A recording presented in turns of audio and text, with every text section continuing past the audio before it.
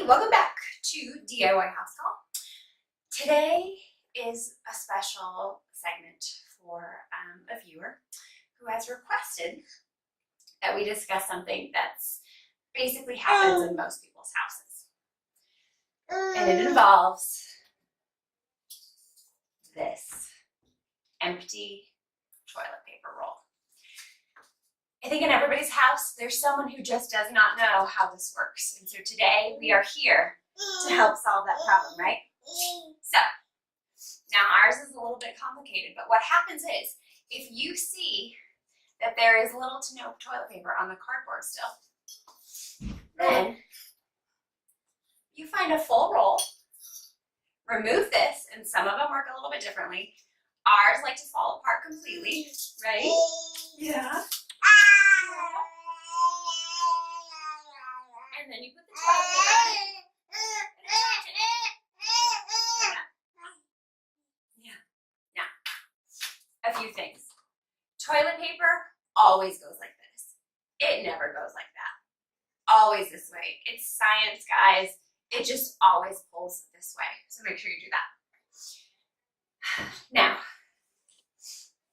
I think the good part of this DIY house call doc, being a therapist, is that we can talk about what happens if you happen to find empty rolls all the time around your house and you don't think it's a matter of mechanics of somebody not knowing how to fix it. Oh yeah, this is probably super safe to chew on. Right? Super safe. So, I have a few suggestions for you. If you don't think it's a mechanical thing, you think somebody just really doesn't think about it, or doesn't care to do it, or thinks that it's maybe your job to fix this. So, I recommend a few things. One of which, if you can find, whoa, good ball. You want to come in and record with us? No? Okay. Are you okay? Okay. Pause. Got a mom.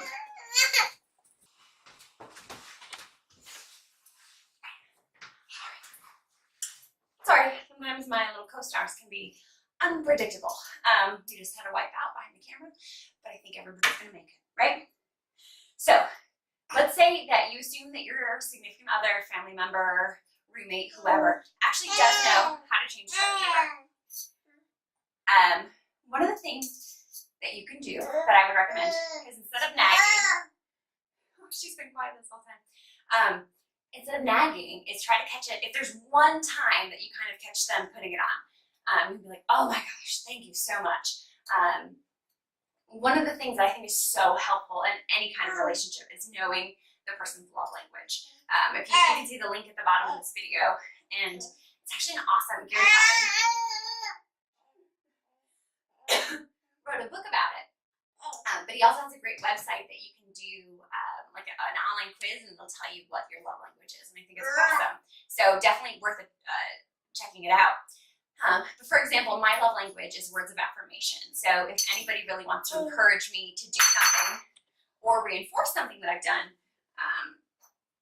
any sort of like praise goes such a long way with me. Even stuff, like especially stuff like if I cook dinner every night when my husband's like, oh, thank you. I'm like, you totally have to say that. Like, people shouldn't have to like thank me for doing laundry and cleaning the dishwasher, but you kind of do. So knowing that words of affirmation is my love language works super well for us.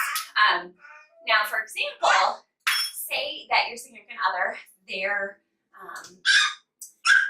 love language is acts of service, and so for them, you know, it means a lot if you do like a chore around the house or do something for them. Or some people have touch is their love language, and this isn't always like sexual touch. A lot of times it's just like a back scratch or a head rub, and so for my husband, I know like my go-to, we tend to want to use the love language that we come from. So because I'm a words of affirmation, I tend to want to praise him a lot or thank him or, you know, do a lot of affirming. But he is more of a, he doesn't mind me sharing, he's more of a physical touch guy. So scratching his back goes a long way, you know, even holding his hand or rubbing his head. And so that I have to remind myself, okay, when he does something that I really like, not like want to reinforce in a way that you like train, but kind of, because I need to be trained too, that's cool. So, you know, a back scratch goes a long way. And some people have gifts. So if I'm a gift person, which actually I think that's my second one, it means a lot if you're at the store and you pick up some chocolate for me or something, and that would help reinforce it. So learn your significant other, your roommate, your family members, your kids' love language, and you can really use that to help enforce things like changing the toilet paper. Another thing that goes really far is humor for things like this. You know, in relationships or in families, things like this can really pile up. It's just, you know, living with other humans. Like sometimes my co-stars are a little loud. Yeah. And so humor can go a really long way, and that's such a great thing. Yeah. I have some other great resources on God when he talks about humor.